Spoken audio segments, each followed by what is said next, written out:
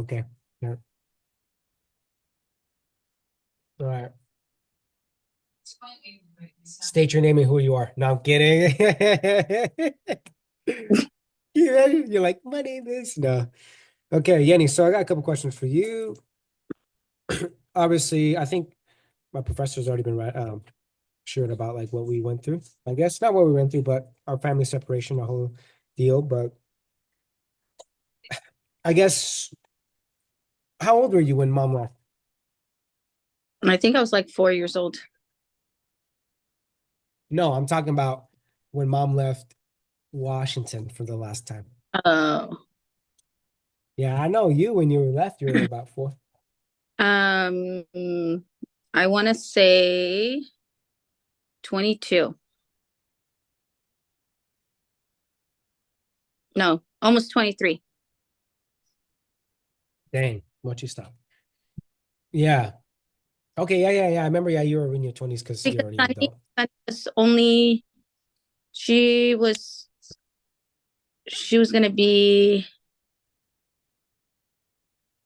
I want to say, she's just started walking, so she probably was like one. Yeah. Yeah, So so you were Sun, still young. yeah, Yeah, you I want to know? I remember. 20. I think I was 22, Yeah, 21, 20. because remember when we went to go see mom later? She was, Yeah, Sunny was, I was 21. remember? Yeah, I was only Yeah. 20, yeah, I was 21 years old. Because I think I had gotten my license not Yeah, you much were only, before that. yeah, Because we went when I drove down. yeah, Yeah, dang, I forgot about me driving down that way. yeah. We were cruising in those trucks all the way from Washington to Chiapas, huh? I know. Wow. It was, now that I sit back and as an adult now, I think about it and I'm like, man, that was a risky move we did. Just stupid Yeah. kids.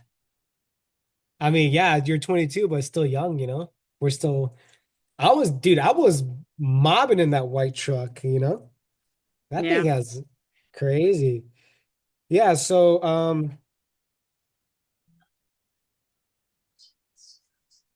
how would you say your life was before mom left? I guess, or what kind of, yeah, you know, how did we have, to you, everybody's experience, right, could be like, oh, I had a good life before mom left, or I had a bad one, like Claudia's could have been worse than ours, or mine could have been worse than yours, right? So I guess it's all in how emotionally connected you are to your parents, I Well, guess. I can say I had a good life because regardless, I had my mom literally like next door. Mm-hmm. If any Yeah. emergency, like with the kids being so young, with anything that I didn't know like what was going on, I would run to her. And like, when it came like to like the kids being sick, she would be like, oh, do this is a good remedy.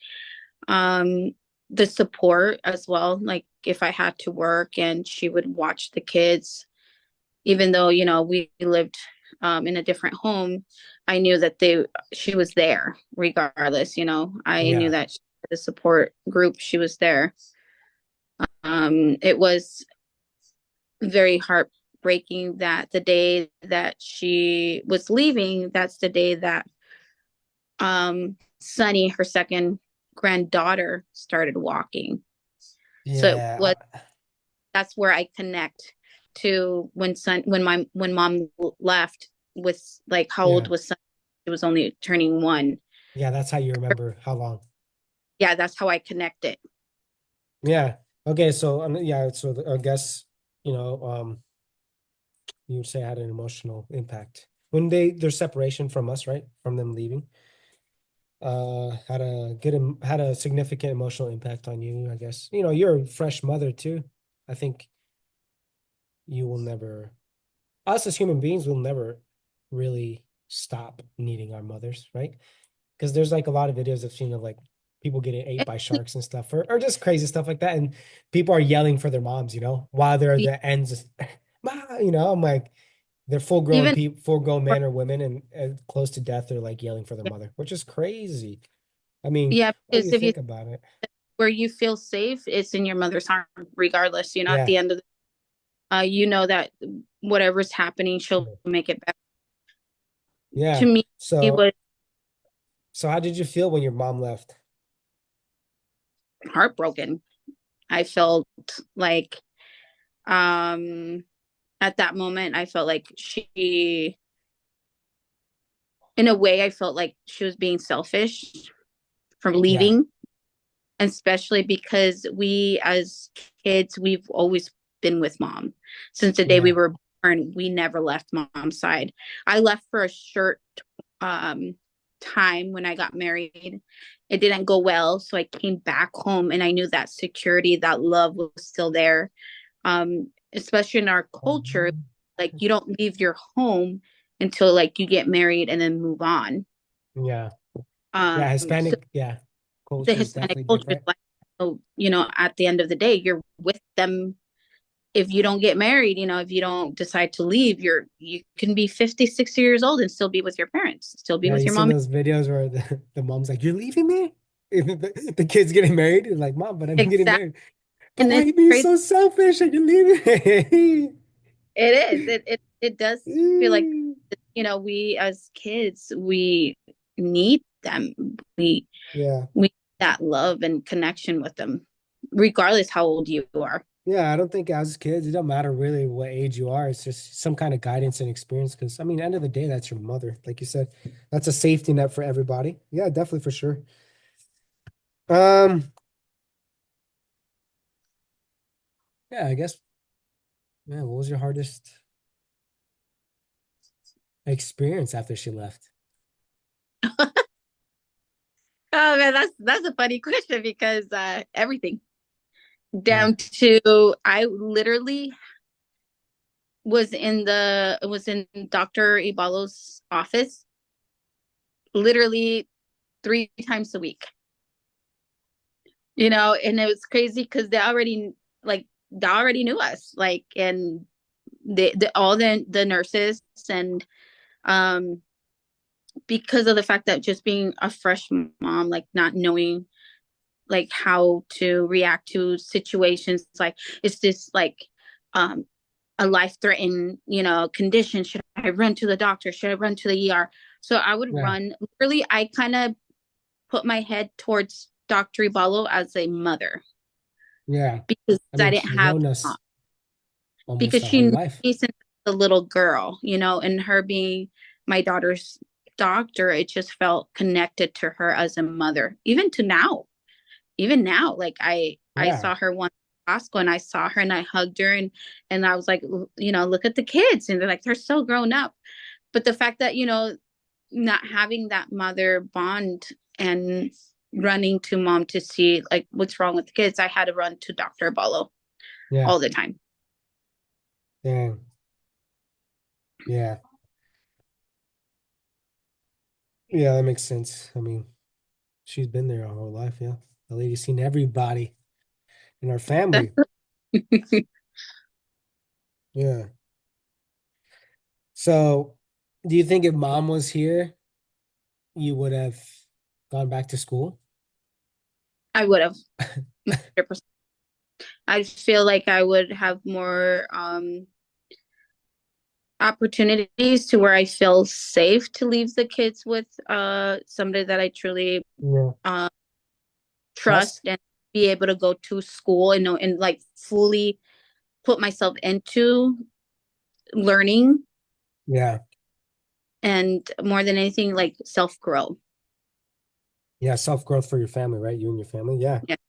Because like a lot of people, what they don't show in the immigration process is, or like pictures, right? We go to Google, we click immigration, and, pictures of um, families together all on there, right? And hugging or happy and stuff like that. Let's see if I can share one on here. But the reality is, it's not that easy, right? It's not It's not. always happy or this and that. And um, And think about this, like I was yeah, over a there's grown one, adult when I you're already left. an adult and Yeah, it impacted you I, hard. Imagine how it would do somebody that is younger, right? Somebody that yeah, is a minor, a kid, six, or 7, yeah, exactly. 6, 7 years old, 10 years old, anything considered, below 18, or even like you said, even in the 20s or 22s or whatever, because you never stop being a child to your parents. Yeah, for sure. I think, um, so like on my paper, it highlighted education and how like because like I was telling Claudia, we're fortunate enough to have you guys, right? You were 22 and Shelly was like what, 25 at the mm-hmm. time, I believe. To watch over us, but we know you guys had a life, right? You guys just show up when you need to, when you can or whatever.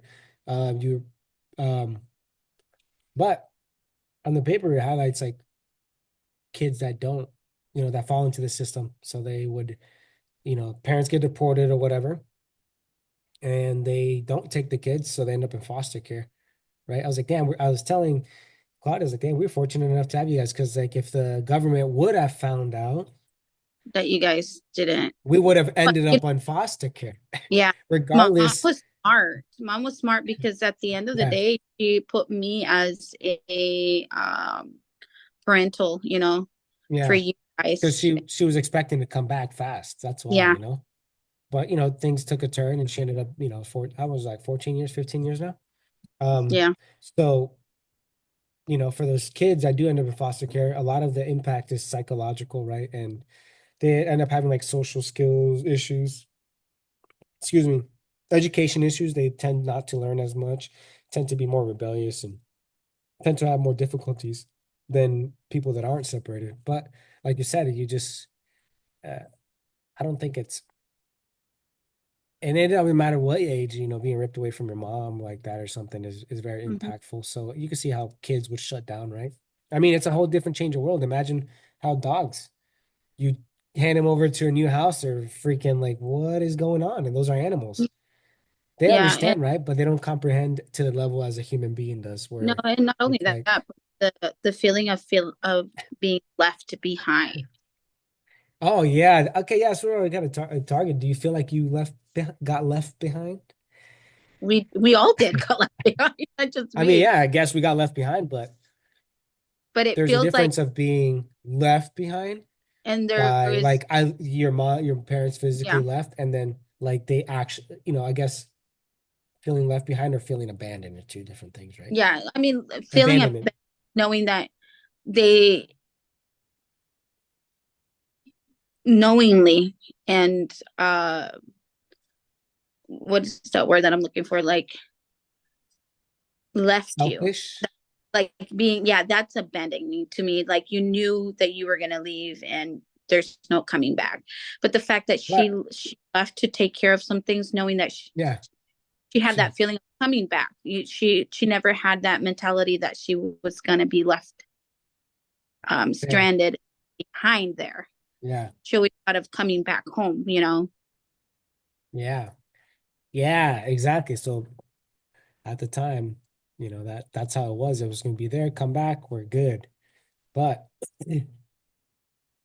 um, obviously, that's not how it played out. So now here we are fighting the immigration process, and you went through the immigration process, I did. so you definitely know a lot um of information about that and how like policies change all the time. But um, yeah, because if you go, you know, on the National Visa Center or the Immigration Center, the USCIS, United States Immigration Center, and you click, let's say like the petition 130, 130 that we did for mom.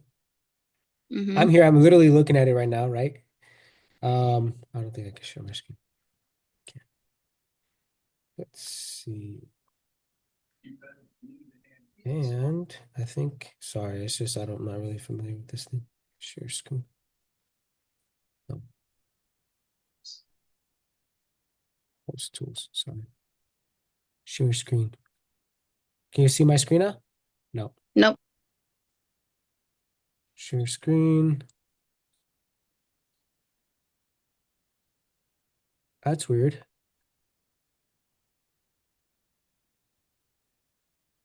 Anyways, well, I wanted to show my screen because I can show you here. It says I'm on the website and it says check case processing time, right? So you go down, you select what form you did. So I selected I-130 petition, form for alien relative.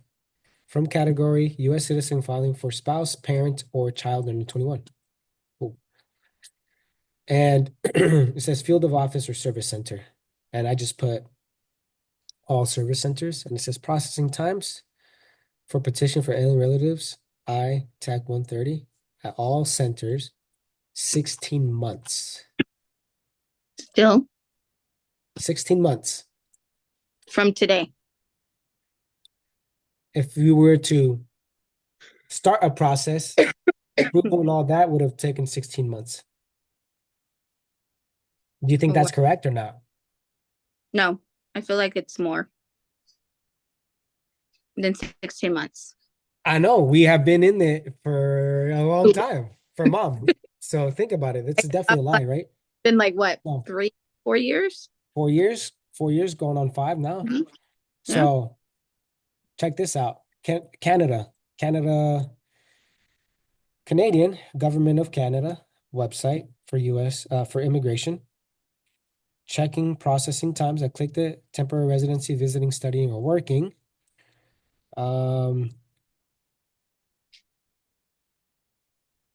sorry. And it says, Are they lower than we are? what do you think? Yes, because Canadian people want other people to Sorry, come in their country. sorry.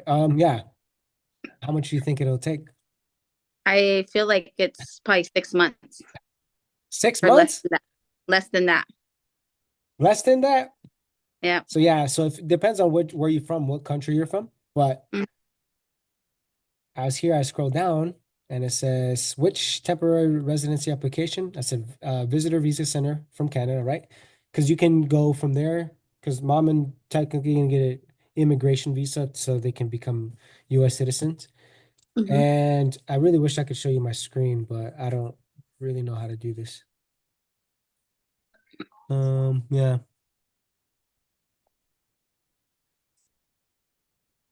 And then it says, where are you applying from? And guess what? Mexico is on there. So I click Mexico, click this green button, and it says visitor visa centers from outside of Canada, processing times from Mexico, last updated December 3rd, 2024. So when I was looking at it, it was like, Mhm. processing times were 15, 30 minutes. You can get an approval for yes, you're gonna get approved, and you submit your stuff to the thing, and it'll take 25 days and you have your visa, right? Um, so processing time, and it is 25 days. No Update and it, way. yeah, updated weekly. Um, and this one is doesn't even say anything about updating, Man, Canadians are super nice.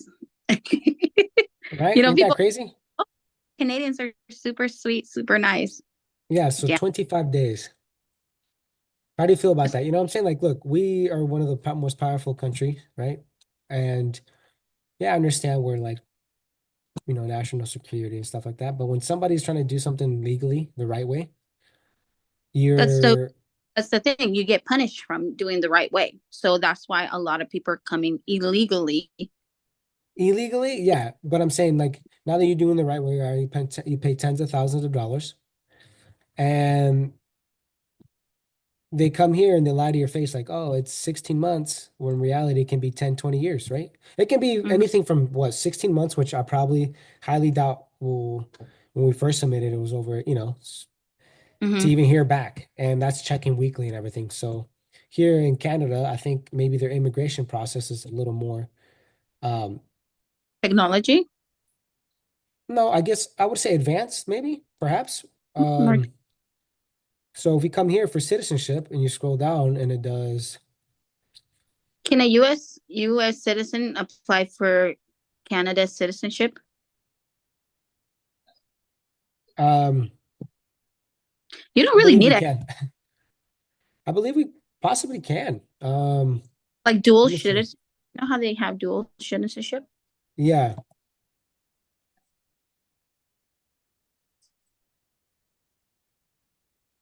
Because regardless if you have US citizen, they treat you as a like a traveler, like, you know. Yeah, let's see. Um, so yeah, so it says yes, US citizens can apply for Canadian citizenship if they meet the following eligibility requirements. Be a permanent resident. You have lived in Canada for at least 1,095 days within the last 5 years. Wow. So almost, let's say you have to live there 3 years and some change in order to do that. Not be under removal order or federal review for fraud. File taxes if applicable. Prove language skills, pass citizenship, and take an oath of citizenship. And if you want to, for example, apply for citizenship, not just visa, but citizenship from Canada, um, and you're not a U.S. citizen, you're not a citizen from there, let's say from Mexico, whatever, it takes processing time from start to finish 7 months. Wow. And the last update, December 3rd, 2024. So they constantly update. That's probably the longest one that it's took. So they like, this is kind of where we're at. Because Wow. when we started finding mom stuff, right?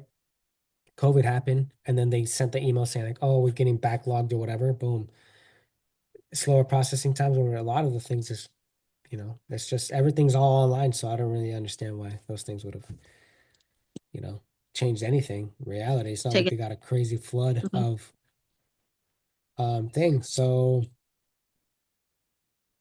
I can tell you is that a lot of the once the borders opened up, it also caused a backlog because now they're allowing all those people that are coming in illegally, how people say illegally, but in all reality, it's illegal to a certain extent, but at the same time legal because the US is acknowledging the asylum they're seeking or whatever they're seeking Mhm. and then giving them, Mhm. Yeah. you know, I mean, the United States, that is a right to seal to ask for asylum, and they have yeah, to give them, and then go yeah, through that process of, whether they do require, or they do meet that standard that yeah. for innocent. Otherwise they get But deported. we having family that have done this, Hmm. you really think, so this is crazy to think. That also set everybody back, right? Because now they're taking priority and precedence over the ones that are trying to do it the correct way.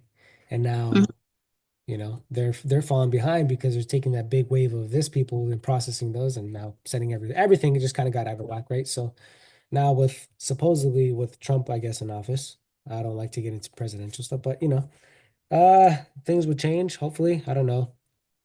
Not what I say bad or good, but at least it needs some kind of change um, or some kind of correction in the immigration process system in general, because nor Biden was good, nor Trump is good, nor Obama. It's kind of all out of whack. Everything's just been out of whack, and I think it's just kind of like they pick and choose what to do, and presidential elections and all that kind of have significant impact in that whole thing, which is crazy.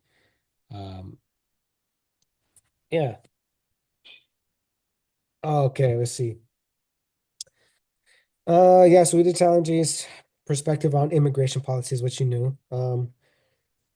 So what do you think the biggest, not, knowing some little bit of back history, what do you think is the biggest flaw in the current system, immigration system? So,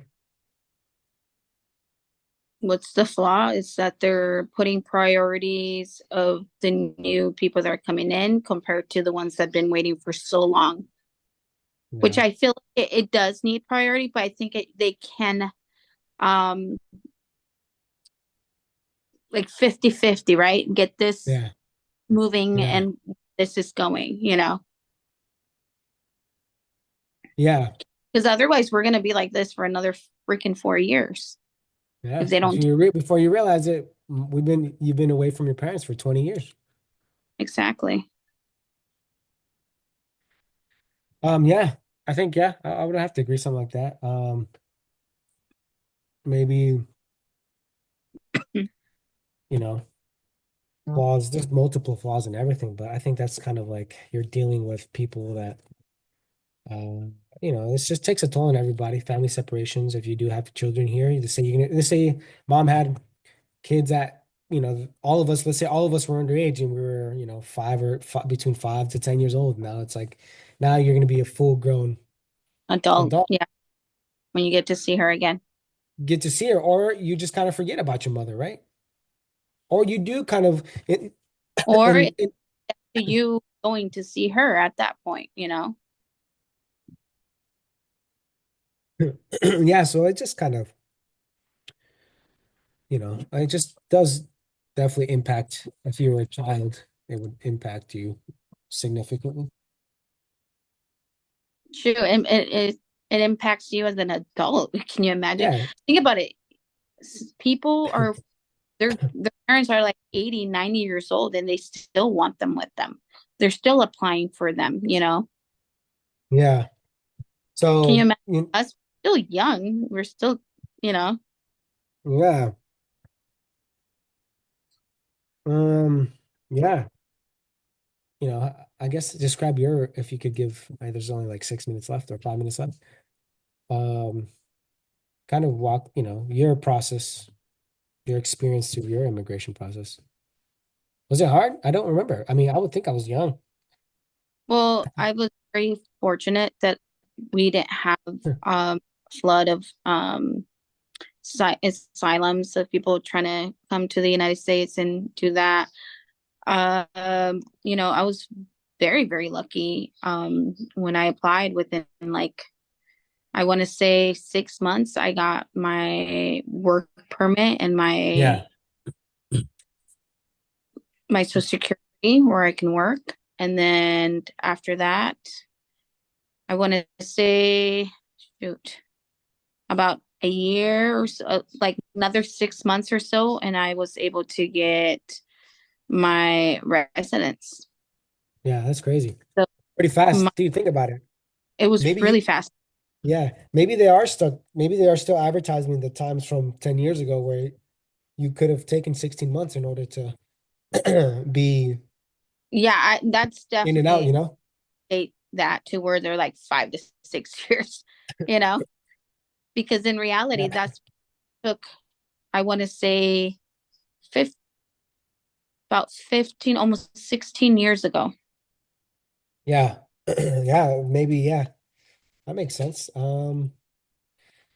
Crazy. Yeah, and I think it was pretty, now lawyer costs and everything is kind of more too. So it just does take a psychological toll on people, I think.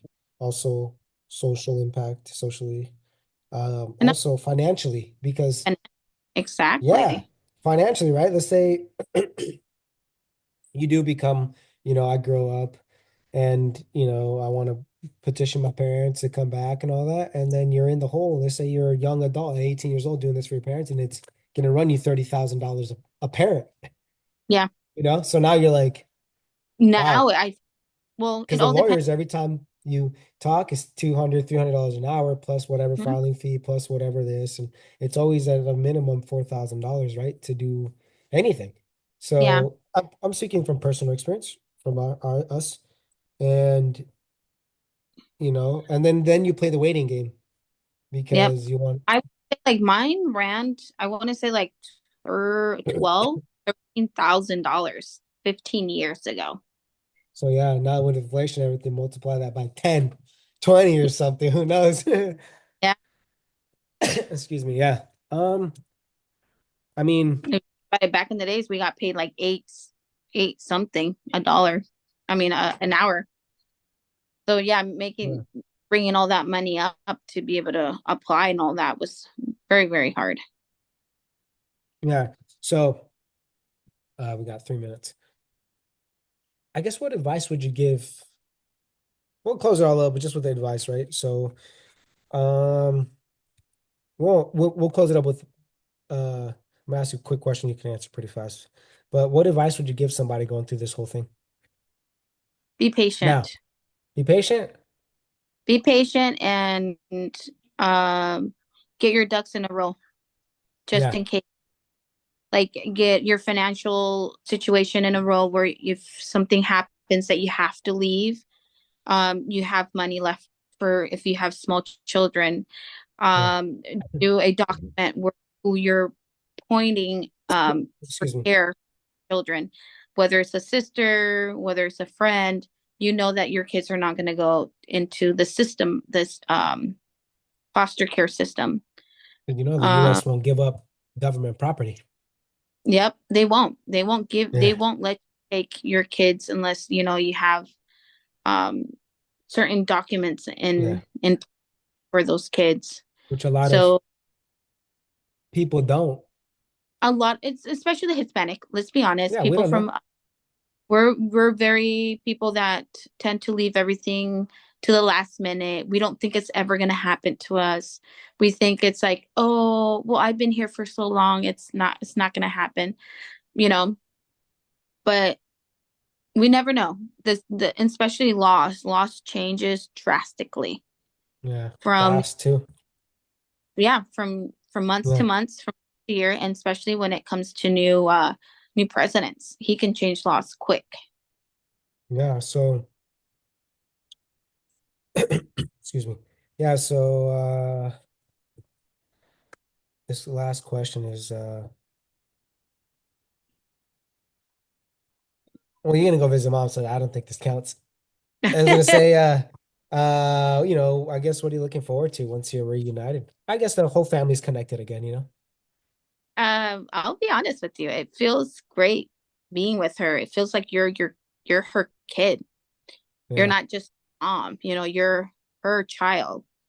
Yeah. You feel like, you know, she's there for you, and just being there, she like cooks for you, wants to be with you, feeling like that connection of a mother to a daughter bond. Yeah. Okay. Cool. I'm gonna sign it off. Hold on. The recording's got to stop. Hold on.